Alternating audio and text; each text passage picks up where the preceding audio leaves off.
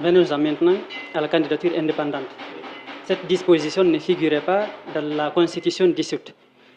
Qu'est-ce qu'il y a derrière cette candidature indépendante?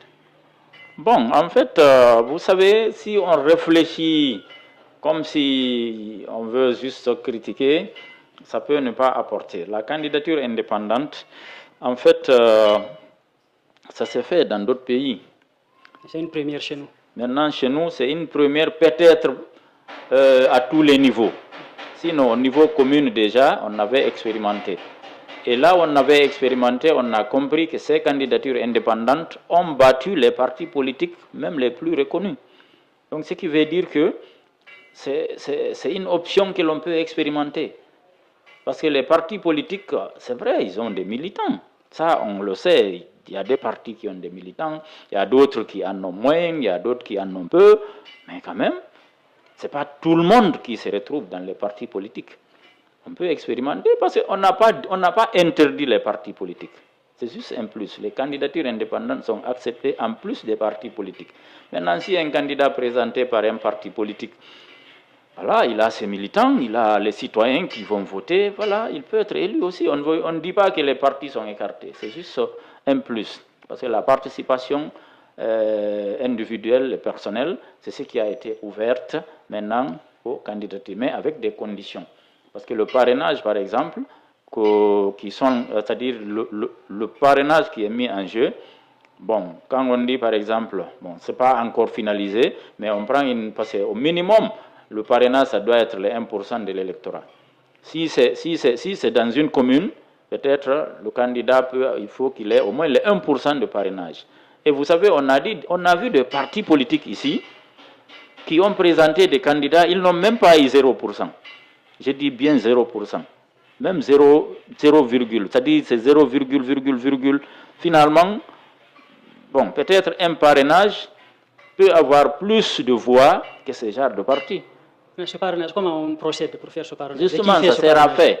Il y aura une loi qui va déterminer comment le parrainage va se faire. Il y aura une loi organique à ce niveau.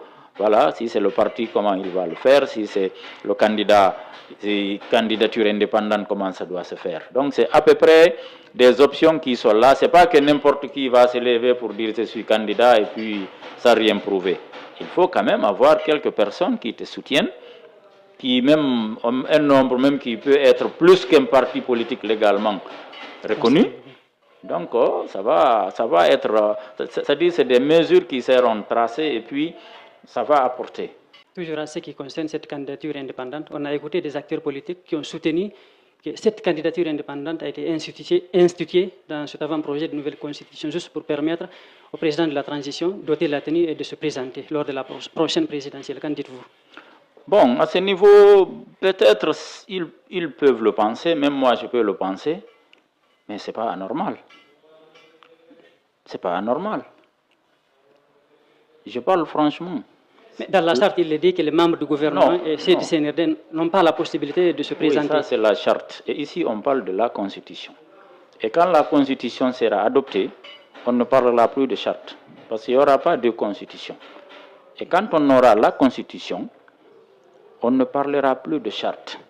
Et la loi, elle est générale, elle n'exclut personne. Que les gens le comprennent, l'acceptent et l'adoptent ainsi.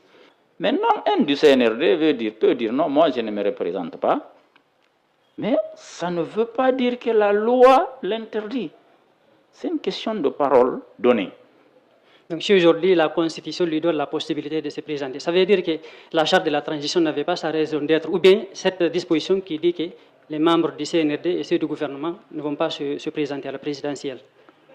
Bon, en fait, raison d'être peut-être, si ça a raison d'être, parce qu'au moins ça a calmé des ardeurs. Et on ne dit pas aussi que les autres là vont se présenter. C'est un fait de paille alors? Non, pas un fait de paille. Peut-être aux élections qui vont sortir de la transition, parce que c'est ce qui était dit. C'est ce qui était dit dans la charte, pas dans toutes les élections. Non, je parle bien sûr de la fin de la transition. Bon, ça, en tout cas à ce niveau, moi personnellement, depuis le départ, je l'avais dit peut-être dans d'autres émissions, que cet engagement n'est pas juridique, parce qu'il n'est même pas écrit pour être dit moi personnellement, non. On ne peut pas, les gens doivent comprendre que la politique, c'est la politique. Et de deux, c'est que les politiciens doivent être d'abord intelligents et en plus gentils. Parce que si on parle d'exclusion, si ce n'est pas prévu par une loi, c'est que les politiciens doivent comprendre que ça n'a aucune garantie. Et si on parle d'exclusion, que les politiciens refusent cela. Que les politiciens refusent de dire que tel et tel ne se présente pas. Parce que sinon, on peut dire par exemple, bon, le CNRD ne se présente pas, tous ceux qui ont tripatouillé la Constitution ne se présentent pas, tous ceux qui ont participé à de tels comportements ne participent pas aux élections. Mais en ce qui concerne finalement, peut-être la majorité de ceux qui pouvaient se présenter seront écartés. Et là, en ce moment, on ne parlera plus de loi. On ne parlera de mesures d'exclusion. Et il n'y a pas de mesures d'exclusion dans une loi. Sauf que dans ce cas, ce ne sont pas les politiciens qui ont exigé à ce que les membres du CNRD ne se présentent pas. C'est eux-mêmes qui ont pris l'engagement de ne pas se présenter. Justement, c'est ce que j'ai dit. Ça, ce n'est qu'une parole. Hein? Ce n'est qu'une parole. Ce n'est qu'une parole. Donc, mais bon, on n'est pas là à dire, bon, ce n'est pas qui va se présenter ou qui ne va pas se présenter. Ce n'est pas comme ça, là. C'est lui qui veut se présenter, voici les conditions qu'il doit remplir. Il y a l'âge, voilà, comme il est dit. Mais dire que tel ou tel Amadou ou bien Oumar ou non, Zach, non, ça ne parle pas comme ça. La loi ne parle pas comme ça. La loi ne parle pas comme ça. Les gens peuvent se lever et dire, bon, dans les mesures transitoires, on va dire que les autorités actuelles ne vont pas se présenter pour la sortie des élections, pour la sortie de la transition. Ils vont demander, mais ce n'est que des mesures transitoires, parce que là, une fois la transition est terminée, ces mesures-là vont disparaître. Il y a certains qui ont dénoncé du fait qu'il n'est pas dit explicitement dans l'avant-projet que les membres du CNRD peuvent se présenter ou pas. Dr Dansa Kourma, lors de la dernière conférence de presse qu'il a animée, dit dans aucune constitution au monde il n'est mentionné tel peut se présenter ou ne peut pas se présenter. Justement, c'est ce que j'ai dit. Une constitution ne parle pas de tel va se présenter ou ne va pas. De personne. Voilà, on ne parle pas de personne. On n'indexe pas. On n'indexe pas. Donc c'est ce que j'ai dit. Dans une constitution, parce que, bon, si on le dit, on le maintient là-bas, une fois c'est adopté, même après la transition, c'est comme si ceux-là n'auront plus droit à la vie publique ou à la vie politique. Est-ce que vous comprenez? Et pourtant, ce qui était dit même dans la charte, c'est juste qu'après, ça c'était une parole donnée, c'est un engagement, c'est moral. Peut-être, on verra comment ceux qui se sont engagés vont tenir cet engagement. Mais nous sommes en politique aussi. N'oubliez pas, donc ce n'est pas juridique. Ça ne tient qu'à, bon, comme on dit, ça n'engage qu'à celui qui le croit. Mais si c'est la loi, ça engage tout le monde. Ça engage tout le monde. Et puis si tu ne le fais pas, déjà tu ne peux même pas ne pas le faire. Parce que si tu ne le fais pas, il y a des sanctions qui vont tomber. Mais ici c'est moral. C'est purement moral, c'est une question d'honneur. Donc on verra. Peut-être ça inquiète tout le monde.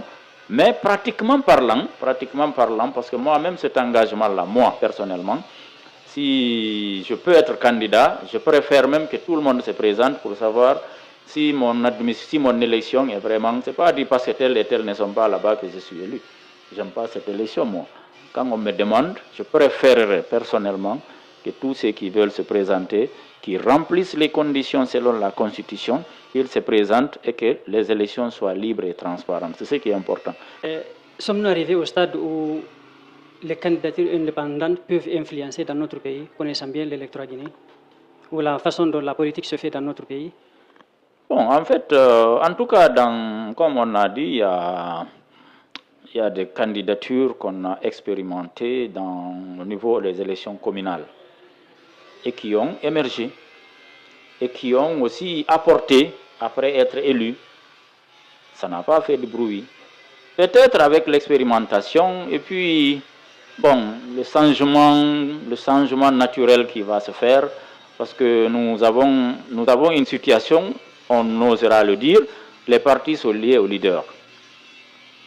Quand les leaders vont changer, peut-être les partis vont changer, c'est ce qu'on a vu. On a vu le PIP à un moment. Si on parle de grands partis, on ne peut pas avoir plus que le PIP. Il parlait de 80 et quelques pourcents de résultats, ou en tout cas 60-70. On a vu RPG tout dernièrement, on avait vu le PDG, on a aujourd'hui l'IFR, on a l'IFDG, on a le PDN. Mais peut-être dans 5 ans, 10 ans, quels sont les partis qui vont émerger? Est-ce bien les candidats indépendants dans des mouvements qui vont émerger? Et ce n'est pas seulement en Guinée. Ce n'est pas seulement en Guinée. C'est que les partis politiques doivent compétir avec des personnes indépendantes. Ça s'est passé. Sinon, Macron, qui est actuellement président et dans son second mandat, il est élu à travers un mouvement. Et pourtant, il y a des partis qui sont là-bas, des partis historiques, hein, de gauche, de droite. Hein, mais tous ces partis ont été écartés. Les citoyens ont choisi quelqu'un qui a créé un mouvement pour aller à la présidence. Donc ce n'est pas mauvais d'expérimenter, que les gens n'aient pas peur de cette innovation. Ne considère pas que c'est contre quelqu'un. La loi n'est contre personne. Elle est pour tout le monde. C'est ce que nous devons apprendre.